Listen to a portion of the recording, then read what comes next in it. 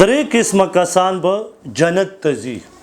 الله پاک دې د درې واړو کې په یو کې موږ صفت را پیدا کړي.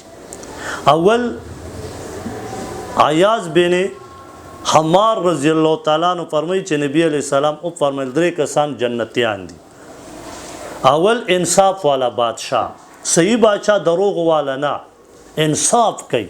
څنګه چې د خپل رشتہ دار سره سلوک ساتي، بچي اولاد سره داسې د خلکو سره ساتي، انصاف والا بادشاہ. دویم مسلمان د خپل رشتہ دار سره او د غیر رشتہ دار سره د ټولو سره خسته رویه ساتي، نرم دلی.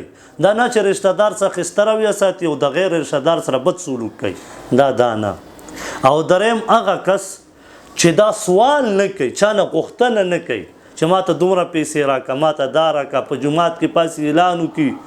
یو د مدارسو دپاره جهاد دپاره صحیح جهاد د کافرو خلاف، د دې دپاره چنده غوښتل د خصونت عمل دی، خو ځان ذاتي دپاره به سوال نه کوي چې سوالونه کوي. نبی علیه السلام فرمایي اگر چې اهل و عیال ولي خو چې سوال نه کوي. دا درې کارونه چې په چا کې پیدا شو، نبی علیہ السلام فرمایي دا جنتی دی. دا کدرې وړنی یو خو ځان کې پیدا کو کنه. الله پاک دې په عمل کولو توفیق